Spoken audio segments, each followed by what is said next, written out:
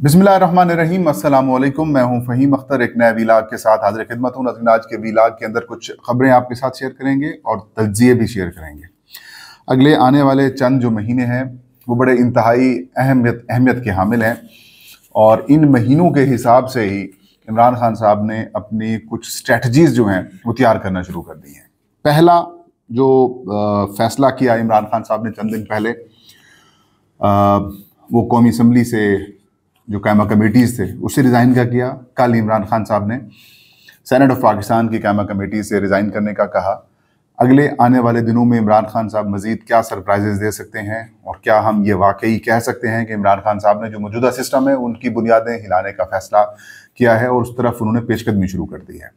अगले आने वाले दिनों के अंदर क्या किस किस्म के सरप्राइजेज़ इमरान खान साहब दे सकते हैं, इतलात क्या सामने आ रही हैं, राब्ते क्या हो रहे हैं, वो सब आपके साथ आज के इस वीलाग के अंदर हम शेयर करेंगे।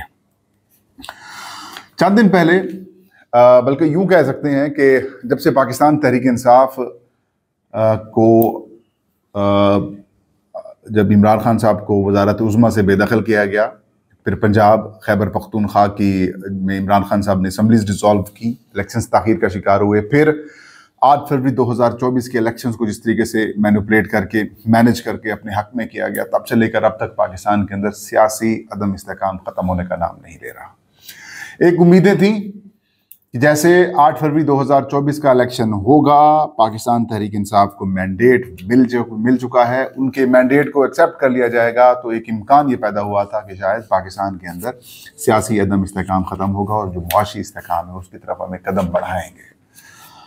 लेकिन अनफॉर्चुनेटली ज़िद, अना, हठधर्मी जो पॉलिसीज़ हैं उसको कंटिन्यू करने के हवाले से फ़ैसला किया गया और पाकिस्तान तहरीक इंसाफ के मैंडेट को छीनकर Pakistan Muslim League Noon, Pakistan Peoples Party, MQM Pakistan, Istehkam Pakistan Party और काफ लीग को दे दिया गया। और यूं पाकिस्तान तहरीक इंसाफ से वफाक की जो हुकूमत बननी थी, जो खैबर पख्तूनख्वा की हुकूमत तो है ही है, जो कौमी असम्बली में यानी कि वफाक में, जो पंजाब असम्बली में, जो बलूचिस्तान के अंदर भी पाकिस्तान तहरीक इंसाफ को काफ़ी ज़्यादा अक्सरियत मिल रही थी, वो सब कुछ छीन लिया गया।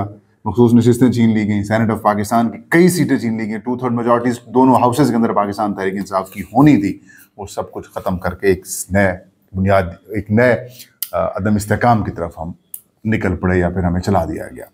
एजिटेशन बढ़ने लग गई, पाकिस्तान तहरीक इंसाफ ने एहतजाज किया, मुजाहरे किए, लोगों के ऊपर गोलियाँ बरसाई गई, लोगों को अगवा किया गया और कई लोगों के खिलाफ जो है वो कार्रवाइयाँ की गई, बुनियादी इंसानी हकूक़ की संगीन तरीन खिलाफ वर्जियाँ हुई। लेकिन इमरान खान साहब ने पीछे हटने का नाम नहीं लिया।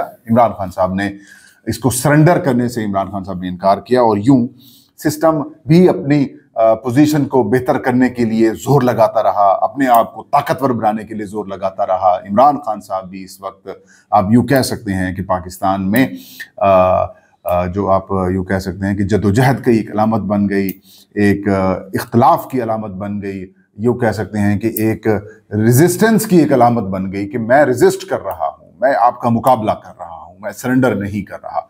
तो कई मौक़ों के अंदर कई की किस्म के फैसले किए। पिछले साल 26 नवंबर का सानिया हुआ, उससे पहले 24 नवंबर की तारीख मुकर्रर की गई थी और 24 नवंबर की तारीख के पीछे जो रीजंस थी वो ये थी कि आसिम मुनीर साहब आर्मी चीफ जब उनको लगाया गया था तो फिर वो तारीख 24 नवंबर 2022 थी। तो कानून के मुताबिक 24 नवंबर 2027 को 25 को जनाब आसिम मुनीर साहब ने आर्मी चीफ के ओहदे से सबकदोश हो जाना था। लेकिन बीच में नवंबर 2024 को, या यूं कह सकते हैं कि 24 को ही, जिस वक्त अमेरिका के अंदर इंतखाबात हो रहे थे, तो उन इंतखाबात से कुछ दिन पहले 4 नवंबर को कानून साजी की गई और इसमें एयर चीफ यानी कि एयर चीफ हूँ या नेवल चीफ हूँ और आर्मी चीफ हूँ, इन तीनों के जो एक्ट्स हैं उनके अंदर तरमीम करके इसकी मुद्दत को 5 साल कर दिया गया। एक बहस चल रही है, 3 साल मुद्दत ख़त्म होगी, 25 में फिर से नया नोटिफिकेशन होगा, यही नोटिफिकेशन कंटिन्यू करेगा, 27 तक चलेगा या 30 तक चलेगा, एक नई बहस जन्म ले रही है। लेकिन ऐसे में इमरान खान साहब इस सिस्टम को कमज़ोर करने के लिए कोशिशें कर रहे हैं, मुसलसल कोशिशें कर रहे हैं और अब इकदामात आहिस्ता आहिस्ता शुरू कर दिए हैं।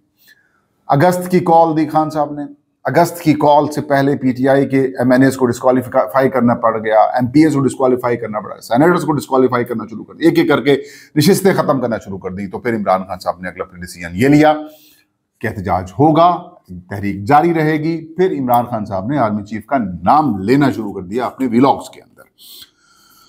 फिर इमरान खान साहब ने फैसला किया कि कौमी असम्बली के अंदर से इस्तीफे दिए जाएं उनके जो मखसूस नशिस्तें हैं, सॉरी जो कायमा कमेटीज़ हैं। और हमने देखा तकरीबन 50-60 के करीब लोगों ने रिज़ाइन कर दिया है अपनी कमेटी से, और बाकी भी रिज़ाइन कर रहे हैं। चंद दिन तक शायद ये तमाम कौमी असम्बली की कायमा कमेटीज़ पाकिस्तान तहरीक इंसाफ की तरफ से सारी छोड़ दी जाएँ। और जैसे ही ये फैसला हुआ तो इमरान खान साहब ने सेनेट ऑफ पाकिस्तान से भी जो उनकी स्टैंडिंग कमेटीज हैं उनसे रिजाइन करने की हिदायत कर दी। और अब तक की इतलात के मुताबिक तकरीबन 10 से 12 के करीब पाकिस्तान तहरीक इंसाफ के जो सेनेटर्स हैं वो रिजाइन कर चुके हैं, वो सेनेट की कमेटीज छोड़ चुके हैं, वो सेनेट की कमेटीज की सदारत को भी छोड़ चुके हैं। और एक एक करके तमाम जो रेजिग्नेशंस हैं वो पहले जो पीटीआई के पार्लिमानी लीडर हैं अली जफर साहब उनकी तरफ जा रहे हैं, और उसके बाद चेयरमैन सेनेट यूसुफ रजा गिलानी को भिजवाए जाएंगे कि हम ये छोड़ रहे हैं। इसका मतलब ये होगा कि जो कानून साजी होती है वो मुतलका कायमा कमेटी को जाती है, कायमा कमेटी के अंदर हुकूमत बैठी होती है। अब हुकूमत बैठेगी या तो फिर वो डिसफंक्शनल हो जाएंगी कमेटीज, या उन कमेटीज को कोई देख नहीं सकेगा, या फिर यूं कह सकते हैं कि अगर कमेटीज के अंदर सारी हुकूमती टीम बंदों को बिठा दिया जाएगा तो फिर उन कमेटीज की वैल्यू ही खत्म होकर रह जाएगी कि फिर आप क्या ओवरसाइटिंग करेंगे जब आपके अंदर अपोजिशन नाम की कोई चीज़ है ही नहीं। तो यूं एक जो स्टैंडिंग कमेटीज के जरिए पार्लिमान की ओवरसाइटिंग होती है उस प्रोसेस को खान साहब ने रोक दिया। उसके बाद फिर पंजाब असम्बली से स्टैंडिंग कमेटी से रिजाइन किया जाएगा, फिर सिंध असम्बली से स्टैंडिंग कमेटी से रिजाइन किया जाएगा। तो ये दूसरे स्टेप्स में पहले स्टैंडिंग कमेटीज के जरिए हुकूमत को दबाव में लाना है। और अगर ये फिर ना माने, अगर फिर भी पोजीशन बेहतर ना हुई, अब एक इस तनाजुर में आप देखिए कि खित्ते के अंदर क्या हो रहा है। सबसे पहले आपने देखा कि श्रीलंका में तख्ता उलटा, वहां पर अवामी एहतजाज हुआ, फिर बांग्लादेश के अंदर हुआ, उसके बाद नेपाल की सूरत हाल आप सबके सामने है कि वहां पर एक नौजवान स्टूडेंट थे, उन्होंने खिताब किया और एक ट्रिगर हुआ, एक मामला ट्रिगर हुआ, और कई साल की जो एक हुकूमत थी नेपाल की, जो कि उनके प्राइम मिनिस्टर या उनकी गवर्नमेंट थी, उनको ख़त्म कर दिया गया। और जिस अंदाज में ख़त्म किया गया वो बड़ा खौफनाक था। खित्ते की सूरत हाल देखें, खित्ते में बाकी 3-4 मुल्क रहते हैं साउथ एशिया के अंदर। देखें तो श्रीलंका हो गया, बांग्लादेश हो गया जी, नेपाल हो गया, आगे पाकिस्तान हो गया, फिर भूटान हो गया, फिर इंडिया हो गया, फिर मालदीव हो गया। तो ये पीछे 4-5 मुल्क रह गए हैं। तो लेकिन इन 3 ममालिक के अंदर जो कुछ हुआ वो मैं तकरीबन 2-3 महीने पहले जिस वक्त बांग्लादेश के अंदर ये मामला हुआ था तब भी मैंने एक बात की थी कि बांग्लादेश और पाकिस्तान में मॉडल रिपीट जो होना है उसमें फ़र्क बुनियादी ये है कि बांग्लादेश के अंदर जो रिपीट जो चीज़ें हुई हैं उसकी बड़ी वजह ये थी कि वो लीडर लेस तहरीक थी। वो मैं पहले कई दफ़ा ये डिस्कस कर चुका हूँ। तो अभी इमरान खान साहब के हाथों में, इमरान खान साहब ऐसा ऐसा सिस्टम से निकलते जा रहे हैं, मतलब सिस्टम से निकलते जा रहे हैं कि अवाम जाने और सिस्टम जाने। ये उस तरफ खान साहब का एक फोकस है। मैं ये समझ रहा हूँ कि ये इमरान खान उस तरफ ही जा रहे हैं, ये उनकी प्लानिंग के हिस्सा है। और ये सारा कुछ नवंबर से पहले होना है, क्योंकि जो इंटरनली इश्यूज हैं, इदाराजाती इश्यूज हैं एक्सटेंशन को लेकर, वो बाहर से भी प्रेशर बिल्ड कर सकते हैं खान साहब, क्योंकि पहले भी यही प्लान था, अभी भी उनका ये ही प्लान है।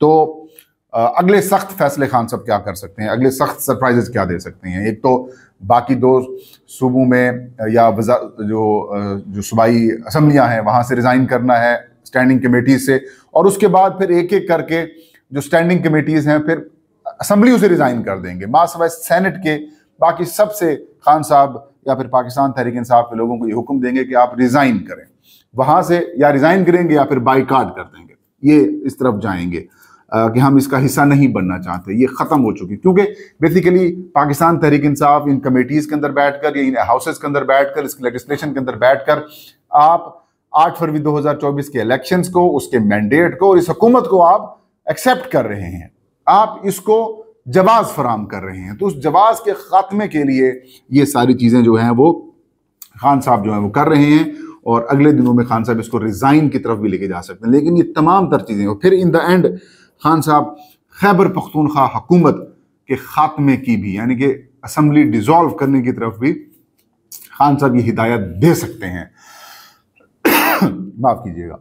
तो ये तमाम तर चीजें जो हैं वो इस वक्त पाइपलाइन के ऊपर हैं और तमाम तर चीजें खान साहब की ऑप्शंस में है कि वो ये सारे यूटिलाइज करेंगे।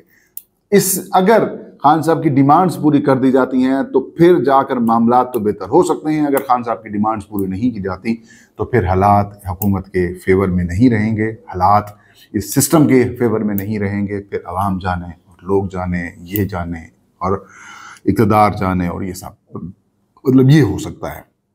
नून लीग पीपल्स पार्टी वाले भी अंदरूनी खाना खुश नहीं है, वो भी परेशान है, वो भी समझते हैं कि हमसे ये सारा कुछ ज़बरदस्ती करवाया जा रहा है। तो ऐसे में इमरान खान की तरफ से जो रेजिस्टेंस है वो पीटीआई के फेवर में तो है ही है, ये फेवर पाकिस्तान की सियासी जमातों के लिए भी है और अवाम के लिए भी है। कम से कम एक बंदा तो है जो चाहता है कि इस सिस्टम से हम निकलें, अलहदा हों।